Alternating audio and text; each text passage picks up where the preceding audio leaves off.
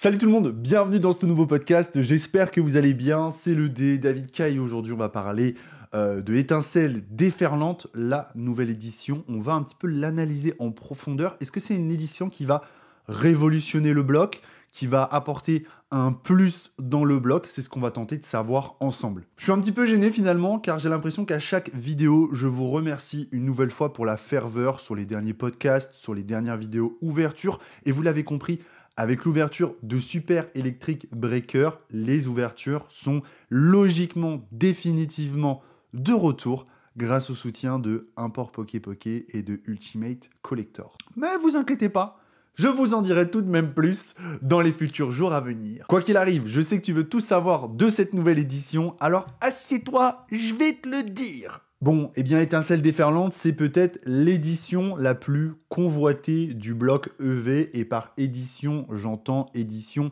complète. Je n'entends pas la .5. En .5, on pourrait parler bien sûr de Pokémon 151, et il y a une petite espèce de hype similaire sur cette édition. Alors je ne la situerai pas au même degré, mais on va voir qu'elles ont quand même des points communs. J'ai pris mes notes, j'ai noté tellement de choses. Deux choses à situer sur cette édition qui sortira donc en français d'ici quelques jours. Logiquement, c'est début novembre, première semaine de novembre. Cette édition, Étincelle déferlante, elle est composée de deux éditions japonaises qui sont déjà sorties. La première qui est SV8, à savoir Super Electric Breaker, et SV7, qui est Paradise Dragona. On va pas reparler du contenu de ces éditions. Pour moi, l'édition Super Electric Breaker est légèrement au-dessus de Paradise Dragona, qui était une très belle édition. Néanmoins, finalement, pas forcément très chargé comme on l'aurait souhaité.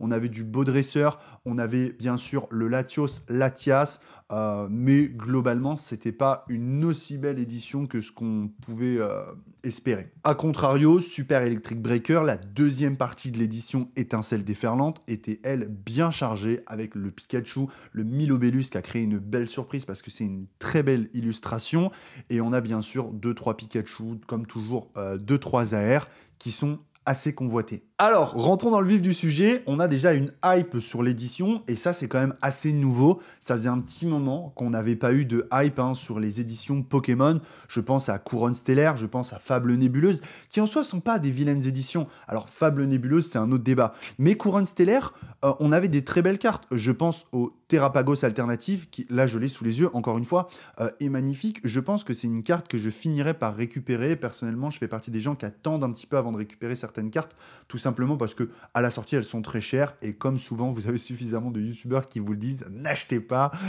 On attend toujours quelques semaines avant d'acheter les cartes, parce qu'on a des gens finalement qui font pas l'édition, qui revendent, etc. Toujours de beaux dresseurs, et toujours mon Pokémon préféré qui vient se joindre à l'aventure. Voilà, donc ça c'est mon petit, ça c'est mon Miaous, hein. Ça c'est mon petit Miaous. Ça va ma chérie, ça va mon cœur. Quand ton père il fait les podcasts, que toi tu décides de venir faire ta crapouille. Mais t'es trempé, mais t'as dû tremper tes poils dans ta gamelle. Est-ce que je peux faire le podcast? Ensuite je viens, je te file tes croquettes gourmandes, et ensuite on discute, d'accord? Allez maman. On se débarrasse des poils. Je disais donc ça faisait un long moment qu'on n'avait pas eu une hype sur une édition. C'est aussi, ce facteur, il est poussé par les différents influenceurs. J'aime dire influenceurs parce que ça regroupe un petit peu les youtubeurs, les vendeurs des différentes plateformes, les instagrammeurs, pourquoi pas les tiktokers. Alors c'est vrai que TikTok, c'est pas le contenu que je suis le plus, mais tout le monde parle de cette série, attend cette série, et on va voir on va parler de deux facteurs sur cette série qui sont des facteurs clés pour savoir si une édition va plus ou moins marcher. Le premier facteur qu'on peut retrouver clé, c'est que depuis très longtemps, c'est une édition qui va être stackée. Stacker, ça veut dire que des gens vont en acheter pour conserver.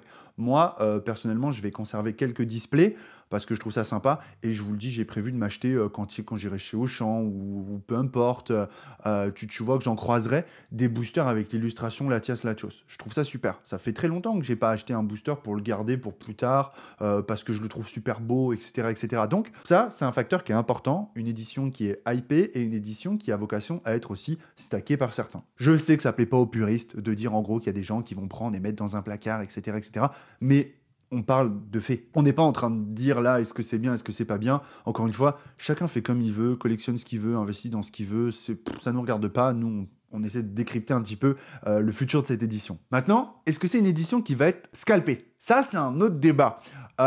En toute sincérité avec vous, je ne pense pas. Je pense que les premiers jours vont être des jours extrêmement bons, où ça va vendre énormément, où ça va ouvrir énormément. Maintenant, est-ce que c'est une édition qui va être scalpée? Je ne pense pas que ce soit à la hauteur de 151, parce que pour le coup, eh bien, on n'a pas de fait historique sur EV qui pourrait nous dire qu'il va y avoir des cuts, il va y avoir des stocks restreints, etc. Non, j'ai pas la sensation. Donc, ça risque pas forcément d'être scalpé. Peut-être dans les mois à venir, quand ils ressortiront des mini-teens, etc. Alors après, oui, il y a un produit qui risque d'être scalpé, ce sont bien sûr les displays de bundle ou les bundles. Moi, personnellement, j'aimerais énormément récupérer un display de bundle, mais c'est toujours la guerre pour récupérer ce genre d'item, tout simplement parce que c'est pas évident à trouver, qu'en théorie, c'est pour les boutiques. Les boutiques, elles sont pas censées les garder en scellé, etc. Donc, un petit peu galère, mais j'espère quand même en avoir. C'est un item qui est magnifique, hein, avec le Pikachu, Latias. Donc ça, je le mets dans ma hotte du Père Noël, car c'est un item que j'aimerais beaucoup récupérer. Pour autant, j'ai pas la sensation que globalement, grossièrement, l'édition va être scalpée, mais je suis curieux encore une fois de connaître votre avis en commentaire. Étincelle déferlante, c'est aussi une très belle édition avec de très beaux protagonistes. Et oui, on a le retour de certains Pokémon emblématiques, et qu'on le veuille ou non, Pikachu reste un moteur de vente infini dans l'univers de Pokémon. Et on va pas se mentir, je rejoins Koki TV qui a fait un podcast sur cette édition qui était très bien, que je vous invite à regarder. Il parle de l'illustration du Pikachu et globalement il parle des couronnes, et il dit c'est vrai que moi le Terra Crystal, les couronnes c'est pas trop mon truc, je suis tout à fait d'accord avec lui. Néanmoins ça fait quand même 2-3 illustrations que je trouve très belles, notamment le Terrapagos sur couronne stellaire, et encore une fois ce Pikachu qui vient, je parle du Pikachu alternatif, je ne parle pas du Pikachu Gold ou Crystal Full Art, j'ai du mal un peu avec cela, Terra Crystal Full Art, pardon. Crystal, c'est encore autre chose. Du coup, ce Pikachu, il est magnifique. Ce Pikachu, il est incroyable. Il est très beau. J'aime beaucoup.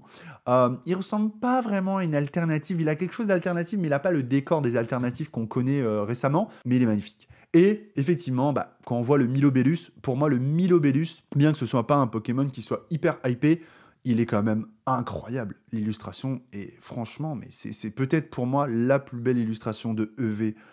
Typiquement japonais, des couleurs incroyables, enfin vraiment Milobellus c'est une masterclass, et pour le coup je me retrouve à me dire, moi qui faisais un peu moins les cartes récentes, là j'ai quand même envie d'en avoir certaines, ça s'arrête pas là, parce que comme je vous l'ai dit tout à l'heure, vous avez aussi la partie de Paradise Dragona Paradise, je confonds toujours, vous avez Latios, Latias, et il y a un petit il y a un petit peut-être Easter eggs à voir. Donc Latias, Latios sont des Pokémon très hype, qui font vendre, etc.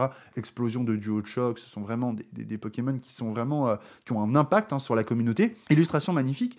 Et on a 2 niveaux de rareté différents sur le Latias et sur le Latios, qui pourraient peut-être nous indiquer que on aura encore dans la prochaine édition un Latias Latios, cette fois-ci avec le niveau de rareté inversé qui viendra un petit peu compléter le schéma. Donc ça, c'est assez intéressant parce que si on réfléchit un petit peu plus loin, ça nous indique que peut-être on va continuer sur cette lancée, sur cette hype.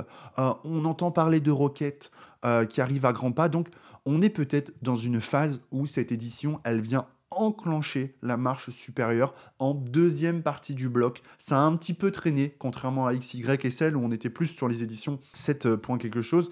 Je pense à EB7, Duo Choc qui a révolutionné aussi un petit peu le bloc SL.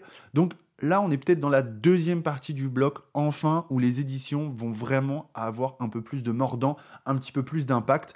J'ai pas globalement parlé des dresseurs parce qu'ils sont toujours magnifiques, les dresseurs alternatifs. Peut-être que finalement, le point décevant de cette édition, si je puis dire, si on devait en trouver un, sont les AR.